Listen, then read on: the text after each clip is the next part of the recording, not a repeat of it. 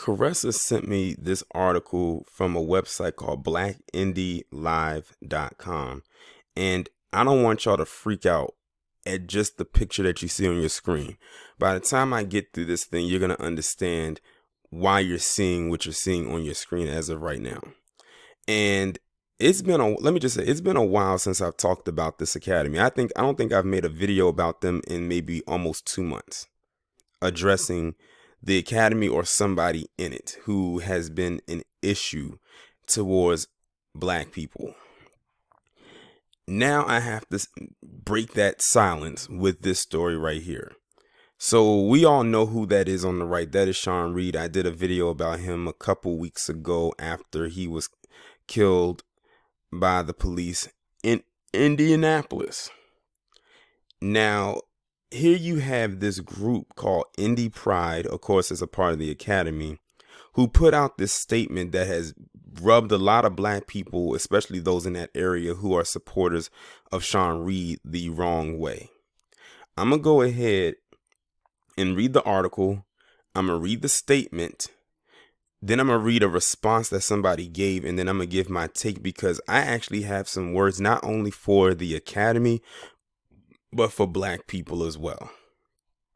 The organization behind the largest Alphabet Academy event in the city of Indianapolis, Indy Pride, is under fire from residents in the black community for a statement put out allegedly showing support after the IMPD killing of Sean Reed, because his full name is Sean, but lacking any wording specific to the black community. The statement released Thursday morning on the Indy Pride Facebook page initially appeared to be a show of support for those rallying behind Sean Reed.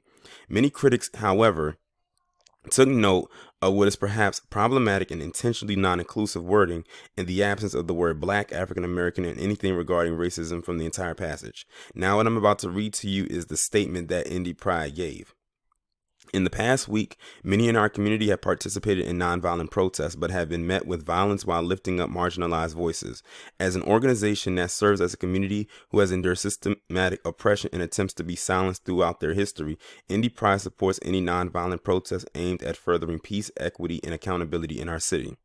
Through shared information about partner organizations and by providing community connections opportunities, Indy Pride aims to give support, resources, and healing to our intersectional communities who are disproportionately impacted by loss, violence, and lack of safety. The fight for equality is one that Indy Pride has been founded upon, and we will continue to provide support for marginalized groups who experience helplessness and loss. It is the hope of Indy Pride to celebrate the diversity of our community and acknowledge that it will take a unified response by the whole Indianapolis leaders and organizations to exact that change that supports all members of our community. Now, that was their statement. Now, I'm going to read the next part of this article, and then I'm going to read the response to that piece that I just read that came from Indy Pride. The entirety of the statement did not include the word Sean Reed, African American, black, racism, but instead replaced them with terms such as marginalized voices, equity, intersectional communities, and diversity. The academy at large has long been accused of co-opting and appropriating black movements and causes to benefit their own movement while simultaneously ignoring the rampant racism and white supremacy that regularly happens in their own community. Residents showed their displeasure with the half-baked statement on social media. Now, this is the response. I don't know who needs to hear this, and then they put Indy Pride in quotations. But there's a reason why you hear the phrase "say his name" when someone is killed by law enforcement. There's a reason why we say Black Lives Matter in response to police brutality. There's a reason why we call out the officers in the police department by name. Because our movement at its fundamental level is about affirmation of black humanity. It is about the insistence that our citizenship should be recognized. It is about the demand that our skin cease being weaponized against us. And finally, it's about the unapologetic voices that scream for accountability when state-sanctioned murder happens. When we stood with you in opposition of RFRA, we didn't use flowery multi-syllabic babble. We shouted from the rooftop, "Shame on you, Mike Pence. Shame on you, Republican legislators." We declared unwaveringly, "We stand in solidarity with our Alphabet Academy brothers and sisters." You didn't say Sean Reed, Ahmaud Arbery, IMPD, or law enforcement. Heck, you MFers didn't even say the word black, let alone black people or Black Lives Matter. I mean, who was this statement for? PETA? Greenpeace, save the effing whales. Listen, you want to be an ally to black folks? Then be an ally. Speak unapologetically. Name the culprits. Nobody is asking you to pronounce their guilt, although we did that for you regarding the Governor Pence. Then Governor Pence, but at least then have the backbone to name the folks the spotlight should be on. Affirm that from your organization that you see us. And for goodness sake, say his name and end with the shout that Black Lives Matter. Otherwise, keep that multisyllabic, intersectional, lifting up marginalized voices disproportionately impacted word salad BS to your MFing selves. I swear y'all make my scalp itch. And I can tell just by that last line that this was probably written by a woman. Then they said they wrote a statement, which was, they said it was in, another group wrote in contrast to what happened to Sean Reed by this group called the McCoy Group. And I'm going to read what they said. The McCoy team mourns the death of Jashawn Reed, and we send our deepest condolences to his family and friends. The recent police action shootings in our community are both tragic and troubling. They have left a trail of anger, fear, and unanswered questions that must be addressed by the independent investigation that the mayor and the Marion County Prosecutor's Office have requested. The Indianapolis Metropolitan Police Department must be transparent about its actions on May 7, 2020 to establish the truth of what happened before in the 62nd and Michigan Road. We have faith in our city's leadership to make the necessary steps to guarantee this happens while we wait for updates for the criminal administrative examination regarding this incident. We hope for peaceful responses. We believe this tragedy reveals a much larger national problem that cannot be solved with violence but with empathy. Then it goes on and on to mention some other stuff, but I'm not going to read that part. It says, with their refusal to even say the name of the victim, Sean Reed, in their statement, much less even address the issues of systematic racism in policing facing black Americans, combined with their absence at any of the demonstrations that followed the days after Reed's killings, many black residents are asking, what? Sorry, I had to pause the video right quick, but I was at the end of the article. It says, many black residents are asking what exactly is Indy Pride's real stake in this movement. Okay, so I just read that article and I told you that when I got through it, I was going to address two groups, the Academy and black people. I'm going to start with the Academy. This is why I have said that intersectional BS is just that, some BS. It doesn't surprise me in the least bit that they co-opted this and decided to use it in their own narrative. It doesn't. They've been doing this for years. And if anybody should be calling this out or should be screaming the loudest about this as far as their lack of mentioning this man's name or any other the other wording that the person or the people had a concern with as far as lack of mentioning, it should be the black members of that academy. Now, what I thought was very disingenuous was the fact that they wrote that whole statement and then put this picture up that you see on your screen of a person who, as far as we know, did not identify as a member of the academy. Nor do we know if he was a supporter of it or not. They just took his picture and threw their logo next to him and then put out that crappy statement and didn't even have the decency to mention his name. That's what co-opting means, and using imagery of the deceased or anybody for that matter to push your own narrative. Now, no one is saying that you don't face any type of issues in your community, but whenever you do something like this, no one takes you seriously. That's just like a few years ago when they came out with those shirts and it said gay is the new black. We was like, what? And then when people expressed outrage behind it, they tried to throw it back onto us and said, how dare you get upset? And of course they had to use black members of the academy to do it, who were proud to wear those shirts. I'll never forget those images. I'm glad that completely, as far as I know, faded into obscurity. But they used this dead man's image to slap their brand onto, and then when they release a statement, they don't even mention his name. They just use other coded language to pretty much speak about themselves without them putting the letters LGBTQ, whatever behind it. And didn't think people would catch on. And they probably didn't expect black people to read that entire statement. They probably just expected black people to go right along with it, because for so long, black people have given this academy so much cover for so long, which leads and segues into the other group that I'm about to discuss when it comes to this, and that's black people.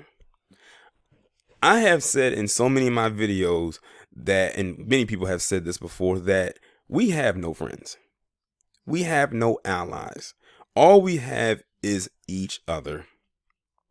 And even sometimes that can be a stretch because of the way many of us treat each other. But I keep telling people, I said, y'all need to stop sticking your neck out for this academy, because eventually they are going to show themselves. They're going to reveal who they are. They do it every single time, any chance they get. Look at this situation right here. They use a dead man's image and put their brand next to it.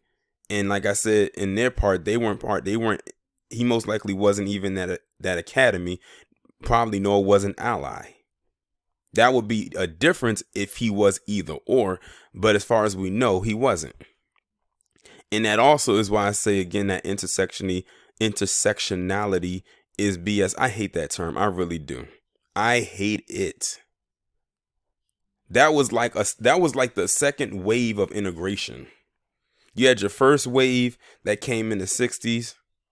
Then intersectionality, as far as I know, was the second wave. The first wave was just having black folks integrate with palm-colored people. The second wave was you integrating with every other group in every other society. That even further hindered us down further the totem pole. I don't know what it's going to take for black people to get it through their heads that they don't like you either.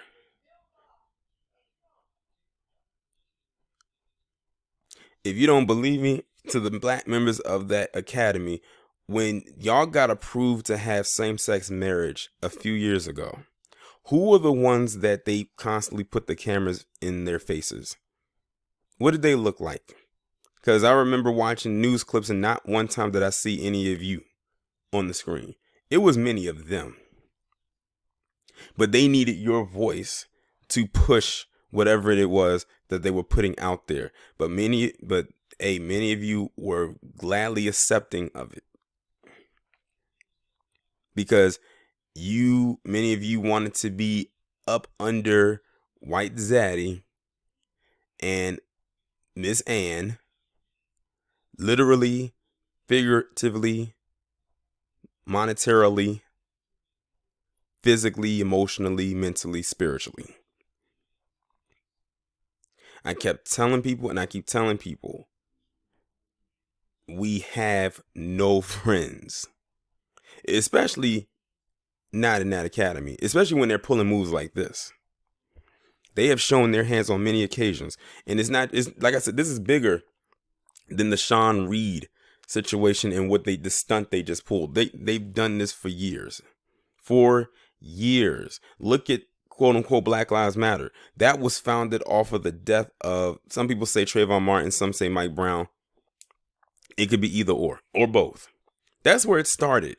But look at where it got to. It literally only started to cater to those in that academy and everyone else with the exception of heterosexual black men. Look at their mission statement.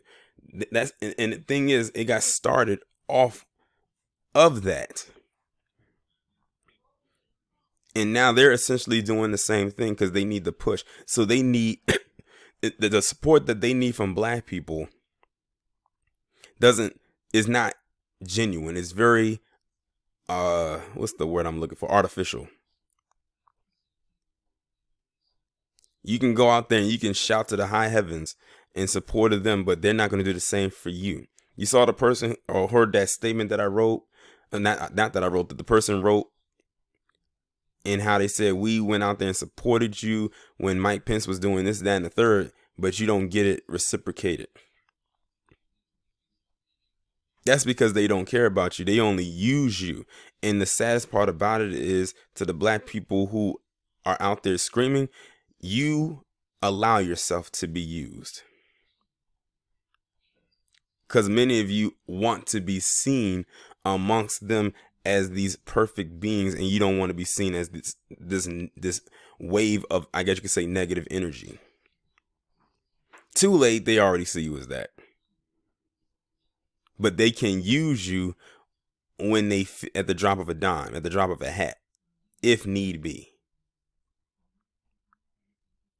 Yeah, but that's really all I have to say. Like I said, to the academy, y'all know they are wrong for this one, but they have no shame in their game. And to black people who keep supporting it, hey, y'all can continue on that intersectionality train if you want to, but I'm telling you, it's leading nowhere except a dead end. And many of you have been on that train, and it continues to crash, and you still continue to hop back on, thinking that it's going to take another direction into the quote unquote promised land. Y'all let me know what y'all think about this down in the comments, and I'll talk to you in the next one. Oh, and one last statement I wanted to add, and this can actually be a joint statement for both the academy and black people. Isn't it amazing that the academy for so long has said that black people are the most homophobic people out there, yet they use a black man's image to push their narrative? And to black people, y'all should see that as an insult, especially also if you are in the academy. Because based on things that I've heard, it's a lot of stuff that has been said about that group within that group. But many of you take that as a compliment because you want to be in so badly. Again, I'll say this. I repeat, it's amazing how that academy claims that black people are the most homophobic, that we do not stand with them for anything, but they'll use the image of a black man, put their brand on it. Mind you, the black man most likely is not in the academy, or was not in it, or maybe not even an ally, and decided to put his face on there to push their own narrative. But black people are expected to stand with them when stuff like this happens, and unfortunately many black people do. That's just a clear-cut observation that I've been making.